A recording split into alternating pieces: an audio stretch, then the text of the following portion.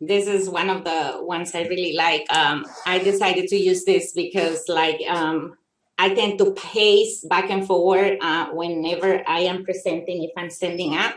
And so it turns out that it's not a bad thing. It's not a bad thing. Actually, you're using not this kind of pacing, but it is one of the things that you should do about when you're presenting, if you're presenting in public, like in person, just like right now. And so nervousness is normal. So the recommendations from the Harvard School, actually, I took these tips from the Harvard School, and they do have like 10 steps for public speaking, 10 tips that they have. So one of them is, you're going to be normal. You're going to be normal. You're going to be nervous. So practice is what they say. Practice and prepare. All people feel some physiological reactions like pounding hearts and trembling hands. Some nerves are good, actually. They say that the adrenaline rush that makes you sweat also makes you more alert and ready to give your best performance. So they want you to prepare, and prepare some more. They do not want you to associate these feelings with the sense that you will perform poorly or make a fool of yourself. Actually, this is something that actually will give you a good energy. Adrenaline actually makes you feel better. The best way to overcome anxiety is to prepare. Take time to go over your notes several times.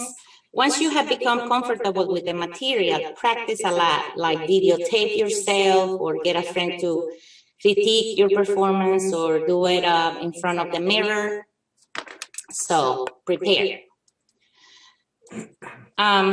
Second of all is know your audience. As we all know, the speech should be about them, not you. Learn about your listeners about as much as you want. Before you begin to craft your message, consider who the message is intended for. Learn as much about your listeners as you can. This will help you determine your choice of words, level of information, organization pattern, and motivational statement. So get to know your audience and improvise.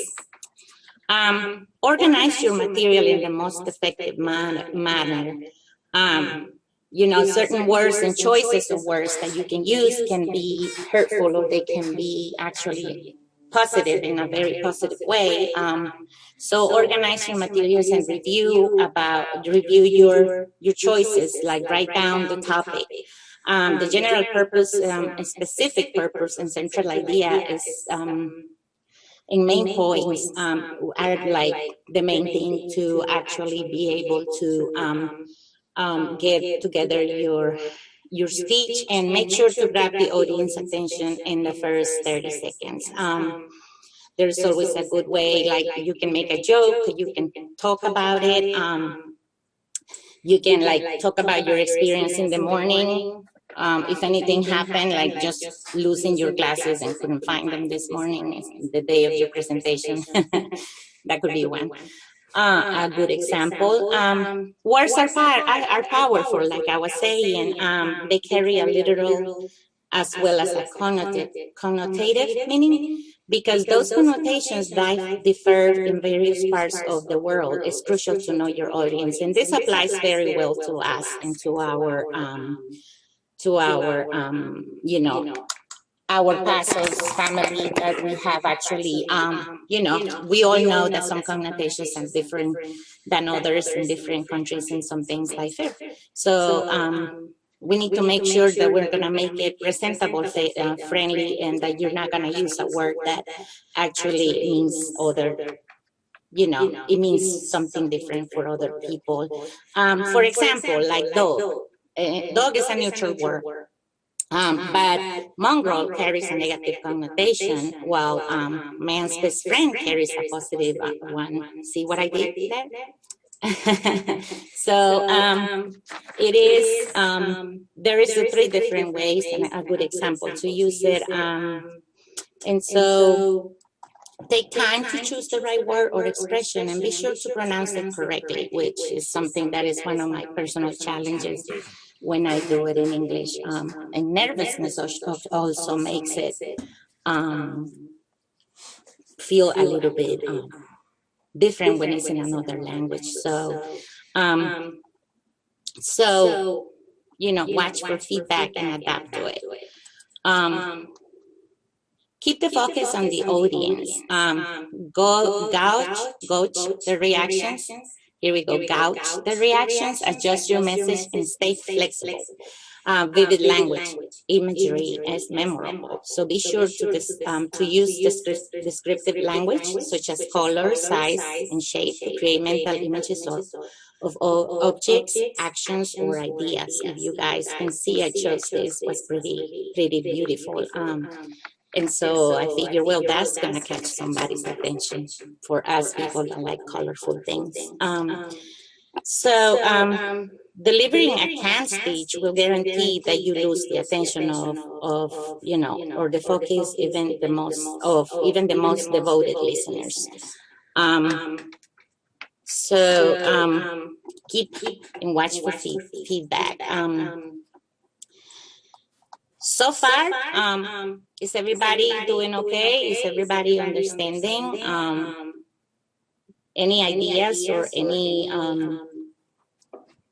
comments that I have from you guys?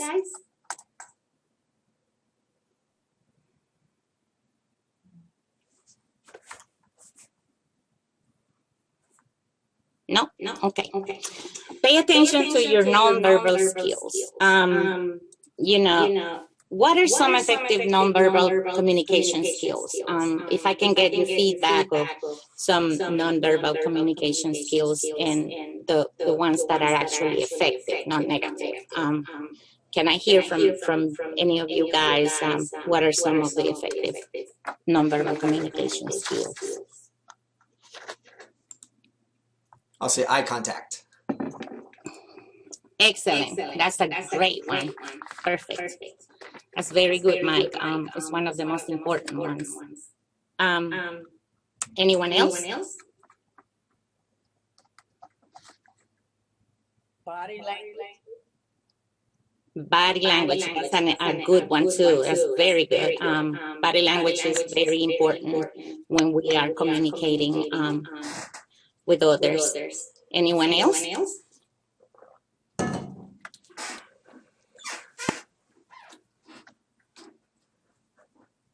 So Mike and Van touch on very good points.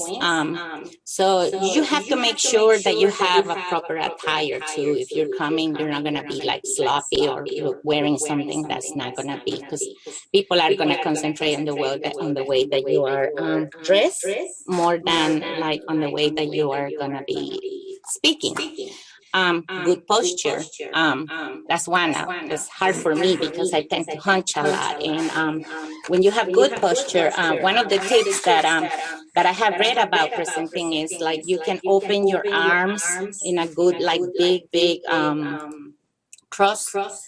Like when you make a cross before you present, and that opens up all your good energy and opens up your good, and you'll have a great presentation because it makes you feel good. And if you feel good, then you're self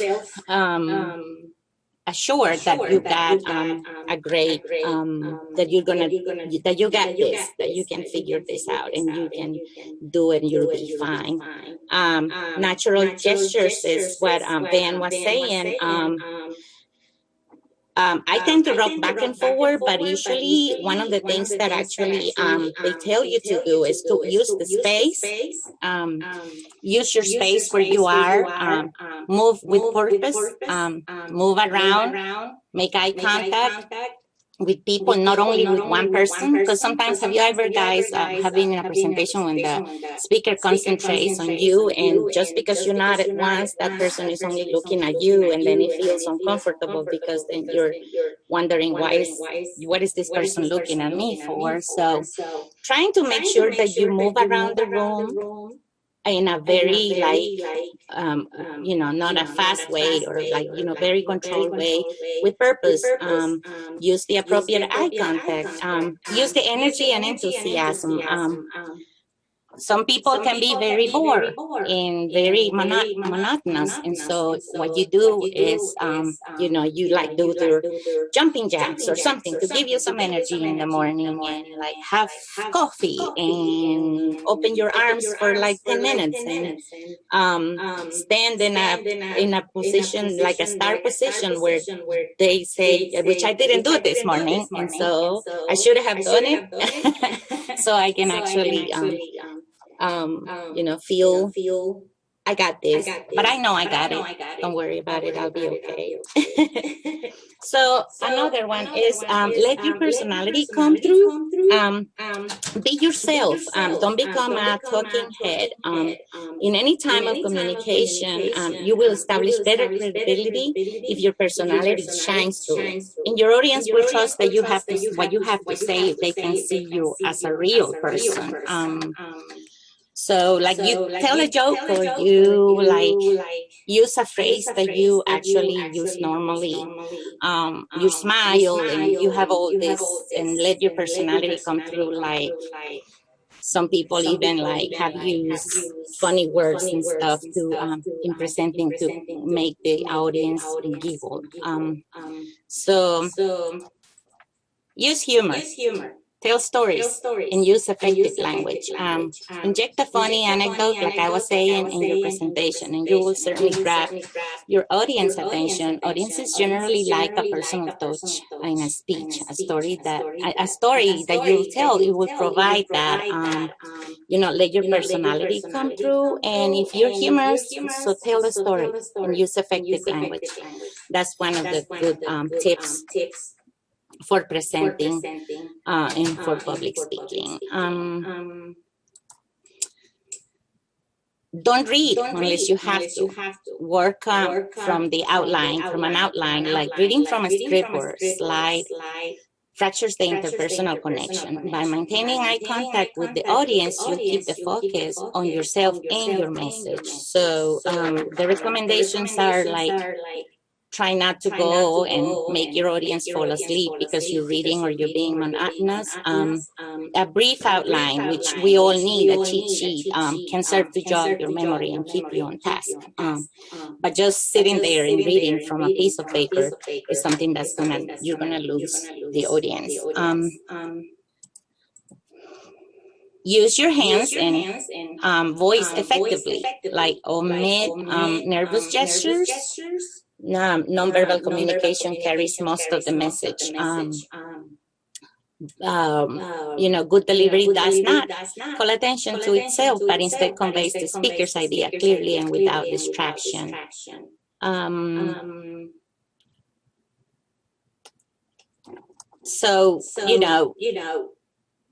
I tend to do like say, a lot, like I'm saying right now, when I am nervous, or when so you guys can tell that I'm like stumbling a little. That means, it's supposed to be like, you're supposed to omit these things and not use the nervous gestures. I'm glad that you guys can't see me right now, but I am feeling, a little bit nervous, but I am feeling okay.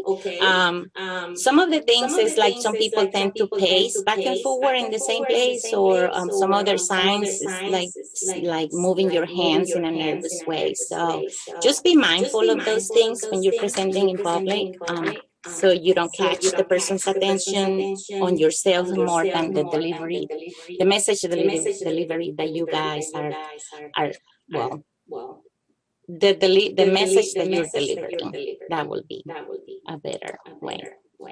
Grab attention at the beginning and close with a dynamic end. Like, do you enjoy hearing a speech start with? Today I'm going to talk about X. Most people don't. Instead, use a startling statistic, an interesting anecdote, or concise quotation. Conclude your speech with a summary and a strong statement that your audience is sure to remember. There are many anecdotes and speeches and in speeches that I really enjoy when someone talks. I really love when someone personalizes the message and actually include an interesting anecdote or concise quotation. And sometimes also statistics are very good at the beginning or the end. According to your speech is about, statistics are good to open. Did you know that 90% of Latinos, teenagers are pregnant? Things like that. Those kind of things get pregnant when they're like in the ages of 15 or 16, and so so that is actually something that will catch your the audience idea. Use audiovisual aids wisely. Too many can break the direct connection to the audience, so use them sparingly. They should enhance or clarify your content or capture and maintain your audience's attention. And practice does not make perfect. And this is one of my favorite little kids' faces. It does not make perfect, but good communication is never perfect, and nobody expects you to be perfect. However, putting in the requisite time to prepare will help you deliver a better speech. You might not be able to shake your nerves entirely, but yet you can learn to minimize them with all these tips that we get in, like I said, practice. Any questions so far or comments? I wanted to jump in and ask everyone also, because this could help me, talking about the audio visuals and memorable intros and outros, things like that, because I'm always trying to find new ways to start out presentations and trainings and make them interesting and cool and fun and humorous but still impactful. And I was hoping to hear if anybody can give me examples from presentations that they've seen that they really enjoyed, that made a mark on them, really, because I want to steal that idea. But I'd like to hear some other good ideas, and I'll share with one that I'm working on afterwards. That's great, Mike. You guys, feedback for Mike. This is Julie. One thing, and Mike, you saw this one, and so did Maria at our BRI conference when we had a speaker that was starting off to talk about men and gender roles, and he started off with a video of a little child and that child's reaction to getting shot. And so it was really impactful because he started off with that video, and then throughout the entire talk could refer back to it, and it really jogged our minds to think of things that we might not have thought about if we didn't have that visual. So and another thing that I've done is start off with a story. So it's a real story about a person who has experienced whatever it is I'm talking about, and that gets people's attention to really hone in on what you're saying, and it makes it personal because you can identify with somebody in the story. Thank you, Julie. Great feedback. Anyone else? Maria, I see you trying to catch your camera.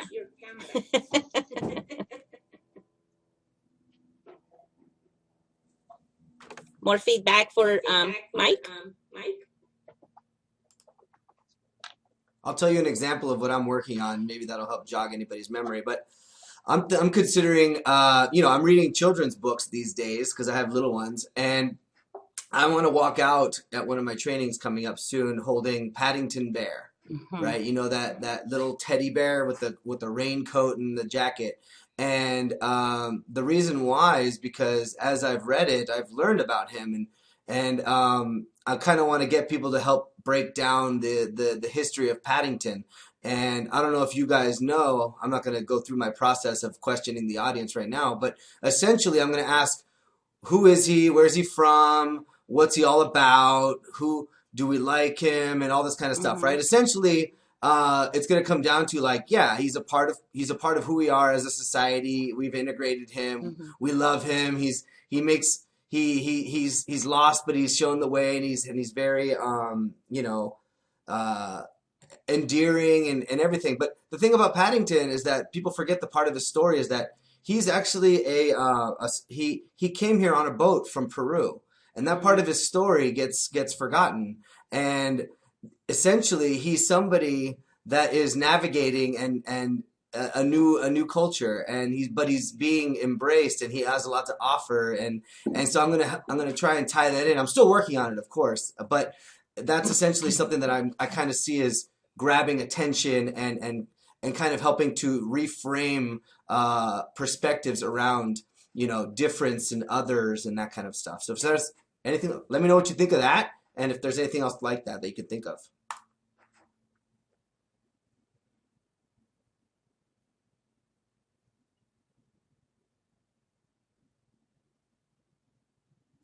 I love it.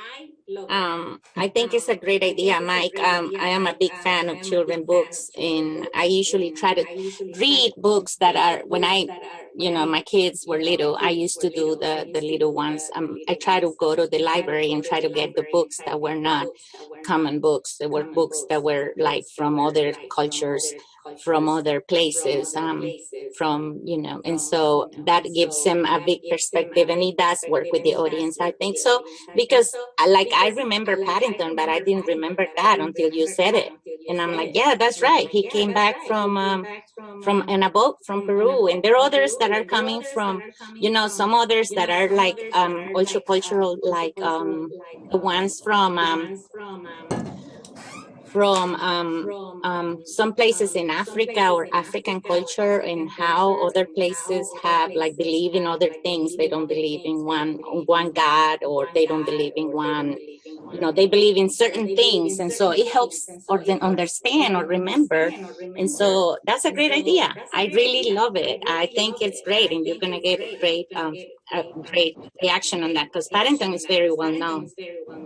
Yeah, well, thanks. and that's one of those things that I feel like, could tie throughout the presentation, and you could refer back to it. So, I can just imagine you tell the story of Paddington, you walk out with Paddington, and you leave the Paddington bear sitting there. And then as you go through and you start talking about, for example, how right now politics and the things that are coming out in the media are really making the immigrant story, which we know to be so successful throughout history, one that is very negative and has a lot of negative connotations. So you could even start talking about, what if all of a sudden in our country we started talking about how awful stuffed bears were, and how stuffed bears were harmful, and they were going to take over your bedrooms, and stuffed bears were criminals, and they were knives hidden inside them, so you shouldn't give them to your children. And I mean, really use that as, can you imagine little Paddington Bear with his story and how he makes us feel, and how he's a story of hope, that turning into a story of anger and a story that polarizes us, and people are fighting over whether or not stuffed bears are okay to get to your children or not, and have in your neighborhoods, right? Because right now, that's what's happening with immigrants. So again, one of those elements, kind of like that video about the little boy getting shots, that you could refer back to in different ways throughout the presentation. Thank you. That is awesome. That is fantastic. Yes. Thank you so much. And I appreciate that, because I would have never thought something like that. So thank you, Mike, for always being so creative. I love when we did the presentation together here, and you said, well, the first thing I want is images of, who I am. And it was, the wall that your mom crossed, and, you working with the Indians, and that's important. So thank you for thinking very much outside the box, because I would be the one, Katia, that you said, well, I'm going to talk about this today. Thank you. Yeah, and the thing is that every one of us here has an interesting story. So I mean, tell it. That'll grab the attention. You know what I mean? Like all of our lives relate to our work or whatever presentation. So share who you are. That'll make them feel something. Yes, great feedback. Anyone else?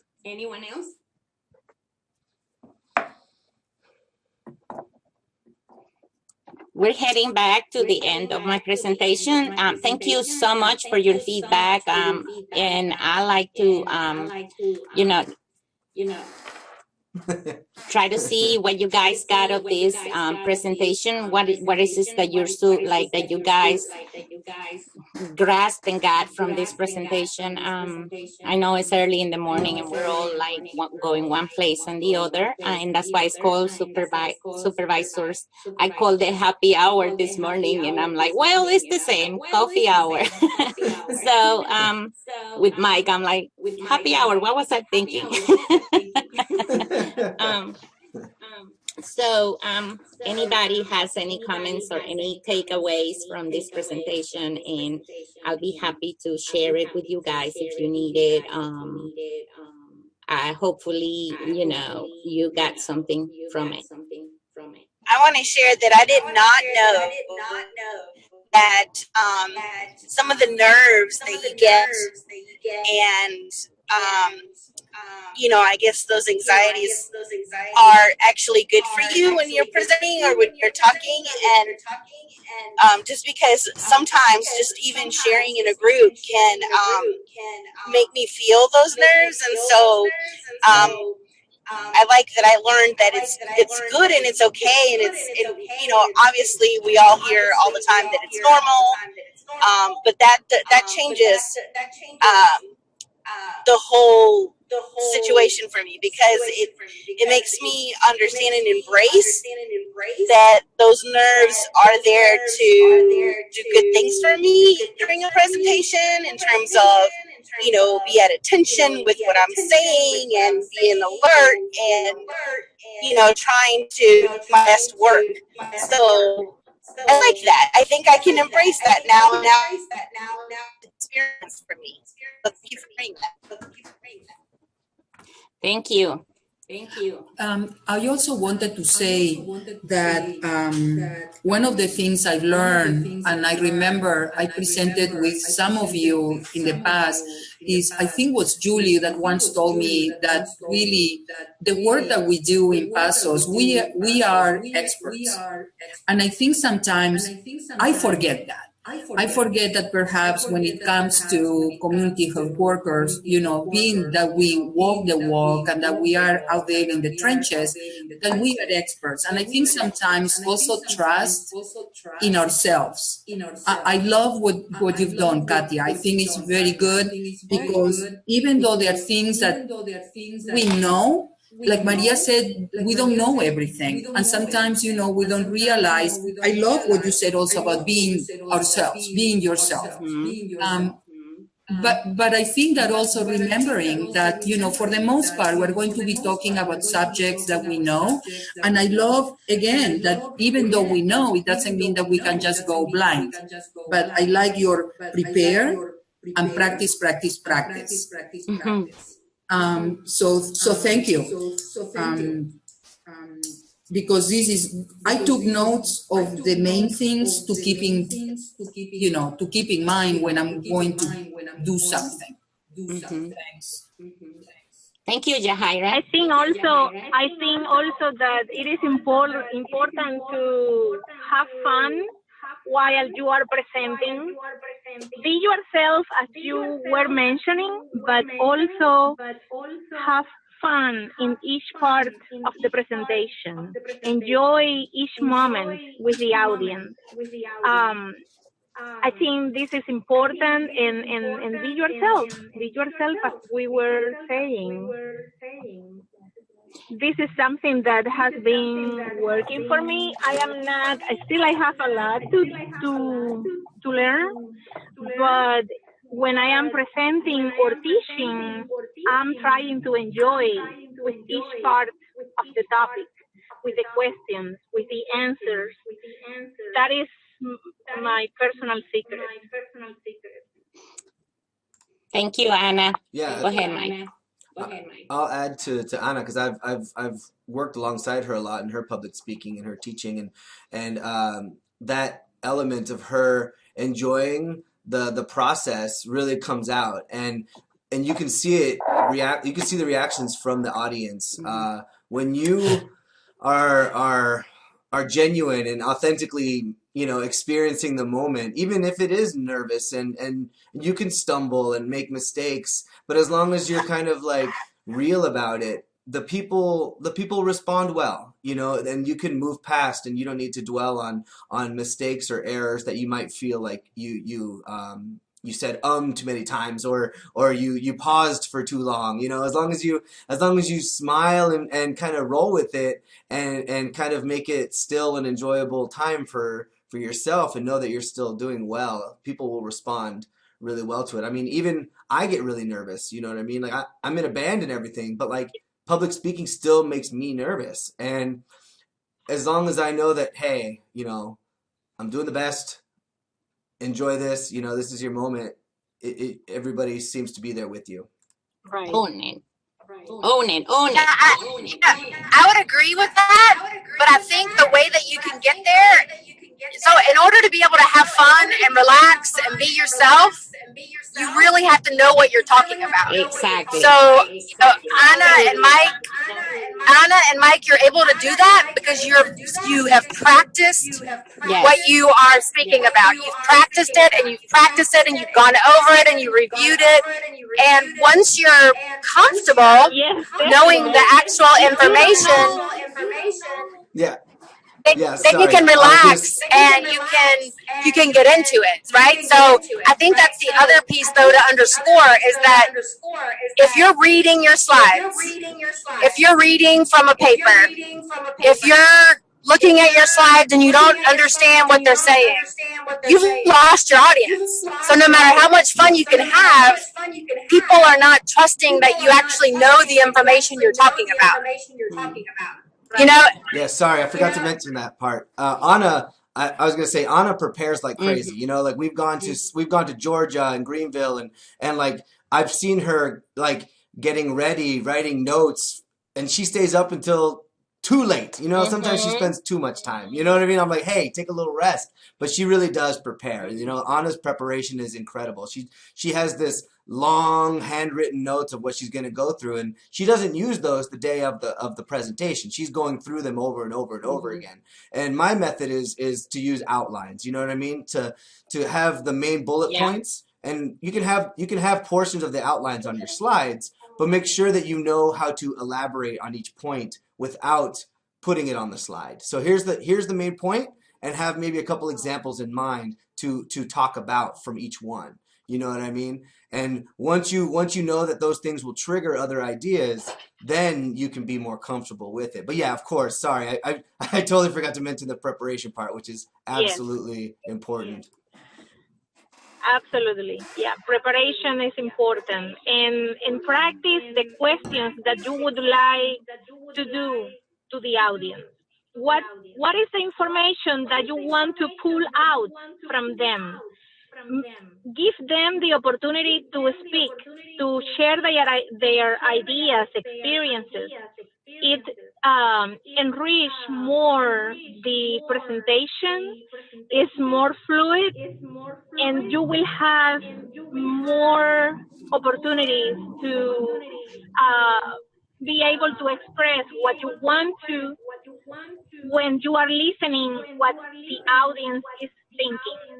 I think that is important. And for me, it was so hard. I was telling Kathia the other day how hard it was for me to facilitate, because I have been teaching for years. And Julie is was my mentor. She has been my mentor all these years, but especially with the facilitation, she did an incredible work with me, and she has a lot of patience when she was visiting me with the prenatal course, and she told me several times, Anna, stop telling everything to them. You need to ask questions. You need to use questions. They have their own knowledge. Give them the opportunity to express themselves, to say their ideas. And it took a lot of time. But it is even for professional presentations with partners, you can make a lot of questions, and you will get answers and keep them engaged. Thank you, Anna. That's wonderful. I remember our conversation, and then I told Anna of many years that I have been in the field, and I have had to do some public speaking before, and I had to do some other things, but I never knew exactly the difference between teaching and facilitating. And so I'm like, that's the part I need to learn more about, not teaching more, because it's easy to tell people. The facilitating part is to grasp and read the audience. So it's one of the things that I'm taking away from this. One last experience I would like to share with you guys is when the shootings happened in Orlando at the gay club. I was asked by a group at the university. I was in another place. I was not working in PASOs, but I was asked to have a speech about at the library here at the university library, the Thomas Cooper. And so I'm like, what am I gonna do? I'm like, I wrote the speech, and I was so scared, and so scared because of all the things that were happening. And I even got texts from loved ones and family that I never imagined that will say, be careful, because we know you like dancing and all these things. So then it dawned on me. I personalized it, and I said, you know what? I'm going to go in, and I'm not going to write this speech. Just going to go and talk, because they gave me like 15 minutes to present, to talk about to the students of what was going on with the shootings in the gay club. So I started out, and it was something that I'm very well versed about because I'm one. So I started out like, I am a woman, I am a minority, I am an immigrant, and I am gay. And with all that, I had so much feedback from the audience because I made it mine. I personalized it, and I knew what I was talking about. So when I started talking with them, it's something that it was one of the best feedbacks that I have ever gotten. And I'm always like, sadly, it took all that, all those deaths for me to actually speak out my mind the way I did it, openly, in a place where it was vulnerable for me. So it was pretty neat. But I knew that I could speak about all these things because I am a woman, I am an immigrant, I am all those things I said that I was. So that was amazing. Thank you so much, guys, for your feedback, for all the things that you have shared with us. And I'll leave it to Julie now. So yours, Julie. Thank you. Can you guys hear me? Yes. All right. So when we met in May, we talked about the supervisor competencies, and we said that by the end of August, we would commit to looking through tier one of the supervisor competencies and reviewing those with our supervisor related to the competencies that we ourselves had already achieved or needed to be working on. So I wanted to ask from you guys if you had done that and what the experience was like. And then in particular, I've asked Mike to share, after you guys talk about your experiences and how you're doing that, And then I asked Mike to share in particular what our process was like, his process in reviewing those with me. So for the rest of you guys, have you been able to go over the competencies with your supervisor or mentor and work towards getting tier 1 completed? This is Yahaira, and we have not, but that's our main thing that we're going to do in September. So I am going to look at them. I printed them already, and I'm going to start looking at them to work on it in September. All right, thank you. Who else? I printed them, Maria and I talked about it, and I printed the manual because I like to read it more and than reading it on the screen, and I've been reading it, and we have it to get it done on our next one-on-one. Okay, thank you. And some of them have already been, like, some of them, like you said before, some of them are already things that you have accomplished or have done. So exactly. Uh-huh. All right, who else? The same thing with me, as far as what Kathia said. I've printed them and I still have not gone over them with Maria yet, but we will on our next one-on-one. Okay. Has anybody been able to, besides Mike, because he's going to tell us in a minute, but anybody else been able to make progress on them? All right, so I look forward to our next supervisor coffee meeting, being able to hear from all of you that have made some progress. Kind of an example, I've asked Mike to share what he did, both kind of the story of what he did, and also he's going to share with you a written example. He'll share his screen with you. So Mike, would you mind doing that?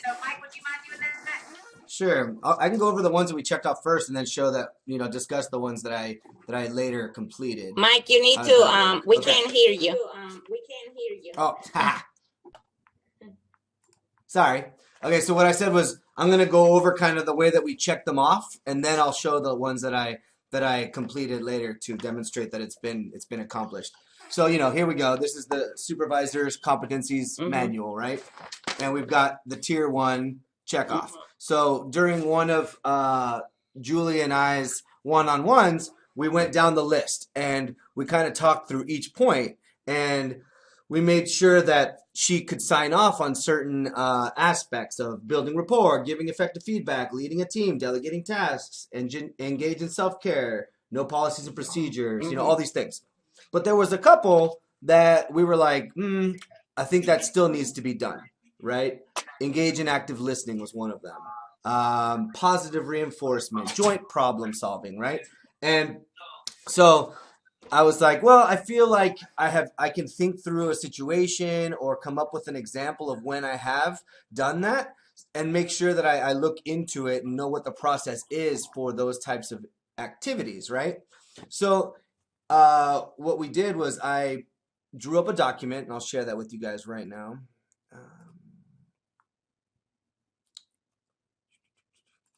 Can you guys see that? Somebody? Yes? Okay.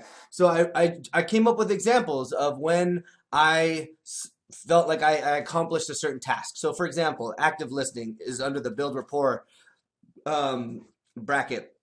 And I thought about my time working with Lizbeth and hearing about her role, right? And hearing about what all of her tasks are, and listening to examples and paying close attention. So I broke down what active listening is, and I looked at our engagement and saw how I actively did that, right? And I asked questions and just utilized active listening skills. Then I wrote that up so Julie can see that I did this. And then here's another example for feedback.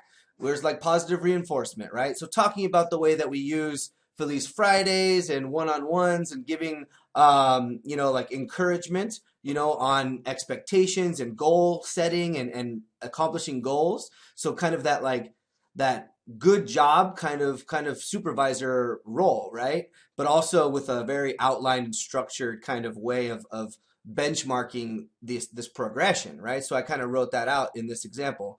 And then for joint problem solving, I threw out a couple examples that, like, when I was working with Amanda to figure out how to break down kind of the chunks of our work within the office that we were trying to kind of quantify, right? The amount of hours that go into a certain task, that kind of stuff. So we sat down together and we kind of like talked through how we could do this job together, right? So that was that joint problem solving. The problem was, how do we do this? And both of us together came up with ways to break it into little pieces so that it can be manageable and doable. And that's another supervisor skill, right? When the goal is so big, you got to break it into chunks and get to the next step to make those steps, right? So this document is it has more to it, but some of it, you know, it's like, you know, other topics that are included are like corrective feedback and creating life plan for self-care for myself. You know what I mean? Like, what do I do? You know what I mean? And give examples of that and actually live through it. And delegating tasks, you know, setting up a SMART goal. So like managing time, that kind of stuff. So I wrote it all out and I sent it to Julie, and I'm pretty sure I still need to like verify, but I'm pretty sure I checked off all of the tier 1s for the supervisor competencies. So then I look forward to whatever tier 2 has in store for me.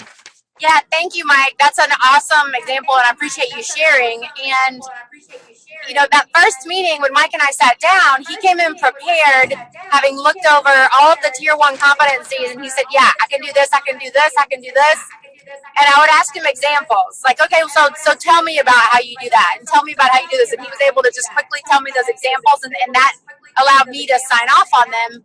And then, as he said, there's certain ones that he said, I need to really think through this and think if I did this. And then he said, you know, I don't really have a plan for self-care, so I need to think through that and let me get back to you. So that was his homework, and that's when he went back and created that document, really showing me specific situations that then we can talk through a little bit more the next time we meet, and I can sign off on those ones that have check marks that are the assignments, right? So the ones on the competencies that have the little flechita, the little check mark, that's an assignment where you actually have to tell your supervisor a story about when you used effective listening or when you used corrective feedback or et cetera, things like that.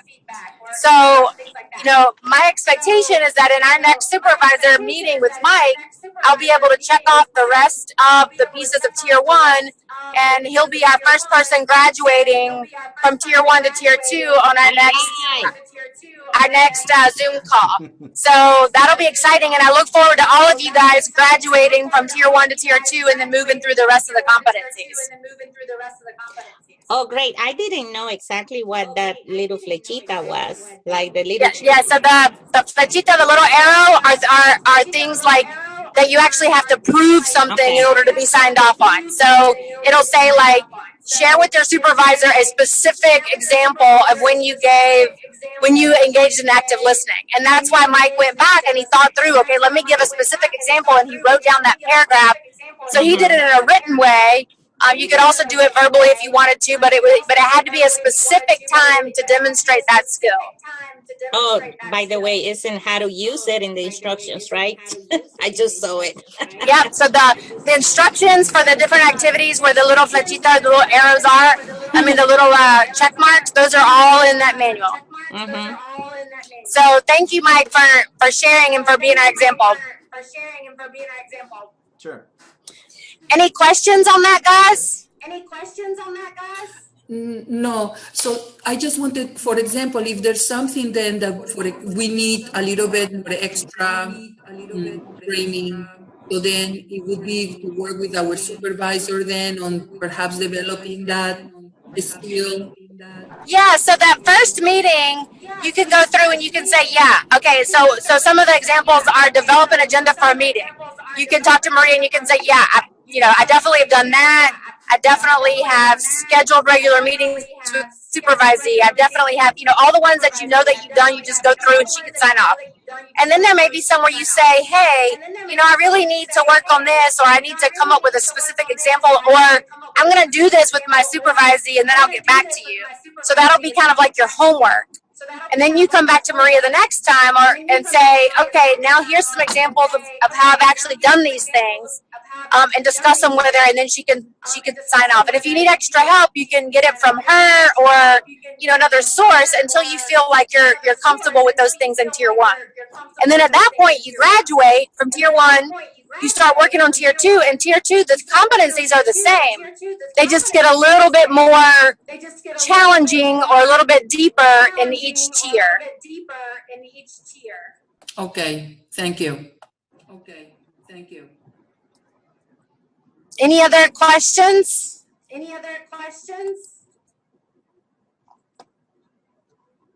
Okay, so can we all recommit to going over these with our supervisors and make sure that we're working on tier 1? Yes. Anybody else besides Two Voices? Yes. Yes. All right, so the goal is then that everybody's working on tier 1, and that in every Me too. awesome. So the goal is that in our monthly Zoom meetings, we can just take a couple minutes to recognize those folks who are graduating, who are getting their certificate of completion for level 1, and we can keep moving through those. And remember, this is for your personal development and for you to strengthen your skills as a supervisor. So this is not for me. This is for you guys, and it really is helpful. Mike even expressed that to me, that this is really helpful to go through and think through these things and practice them. So I encourage you to spend a little bit of time looking at it before our next meeting, okay? All right. Okay, we will. Thank you. Yeah, there's a lot of benefit to this. Because it breaks apart the process of supervising into understandable little benchmarks and milestones that you might not think about just in your interpersonal relationships with the people that you work with. But once you start seeing, oh yeah, this particular task needs to be kind of strengthened or needs a little attention, then you really, for me personally, I felt growth by being able to highlight and look at it in its components. Guys, before we finish, could I ask you an opinion, and it's on something completely different? It's with something happening with a participant. We have a few minutes, and I'll be very brief. Can I just ask real quick, who is for October before we go into who's presenting in October?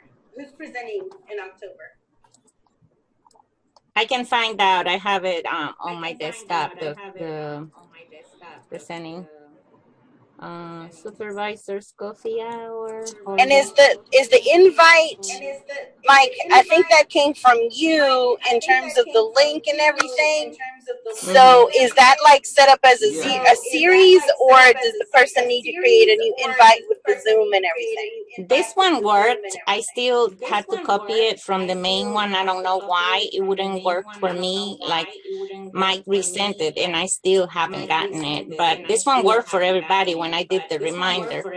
And so also the next one for October is Lorena, and she will be doing meeting facilitation.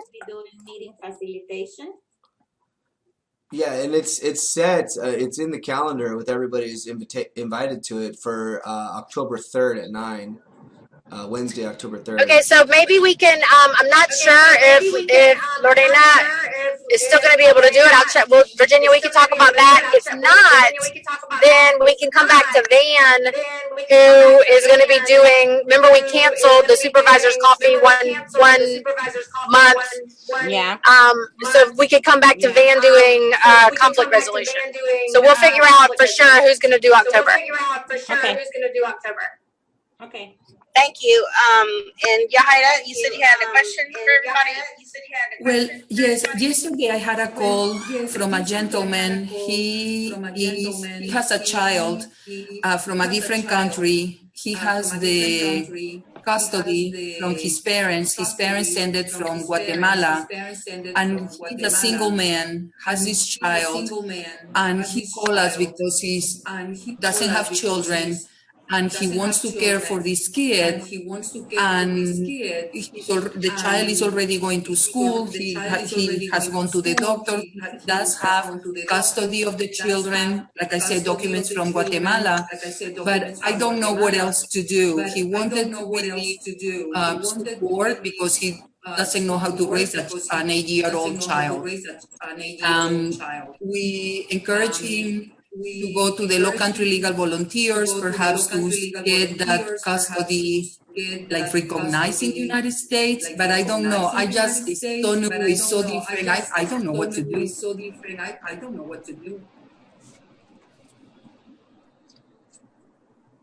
think that's a good idea. And then Yeah. Have you looked into any parenting programs that are done in Spanish, or does he need it in Spanish?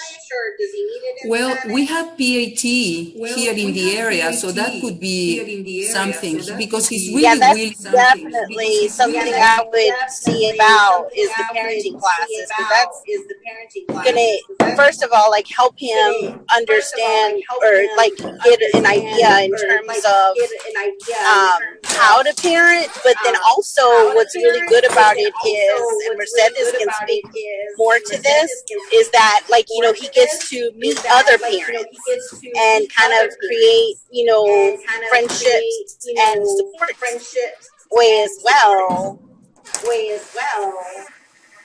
Thank you. Because one of the things that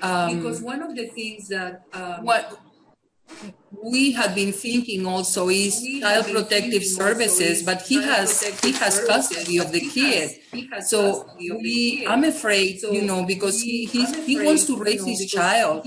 Another concern is also my fear was that perhaps the parents that later can say, you know, he kidnapped the child. So I don't know. It's just I have a lot of questions. yeah, I wouldn't call Child Protective Services. I think what you did of sending them to the legal volunteers is a really good first step. Because they'll be able to look at the documents and determine the validity and what he can do in this country. I think that would be a really good step to send him to talk to those folks. Okay. Thank you. I just didn't. I didn't really know what to do, and those suggestions are good. Thank you. I mean, unless you have a reason to suspect that there is some kind of abuse, or that the man is misrepresenting the situation and the child might be kidnapped. I mean, in those cases, I would say absolutely call Child Protective Services. But if he's a legal guardian and he just wants to make sure that those papers are legitimate and they're respected here, then, I would suggest that he would talk to a lawyer and get some parenting education support. But him seeking help is a good sign. It's a good sign that he's probably, being honest about his situation, because if not, then why would he go to anybody and that, Exactly, and that's how I feel, because he would not have reached to us. I mean, what he wanted is to be a good parent for this child. This child, I guess, crossed with his brother. His brother had one of those things that they put on their but he removed it. The brother is older, but the child is by himself, and this gentleman agreed, and I think he's a good So, the other thing is the organization that has the contract for unaccompanied minors is Lutheran Services of the Carolinas. They have a program for unaccompanied minors that have come to the United States by themselves, So if you can't get legal help through the resource that you gave him, I would suggest maybe you calling Lutheran Services of the Carolinas and asking if they have legal help under their programs for people who are going to parent, who are going to be the guardians of these unaccompanied minors that have come across. Okay, I can do that too.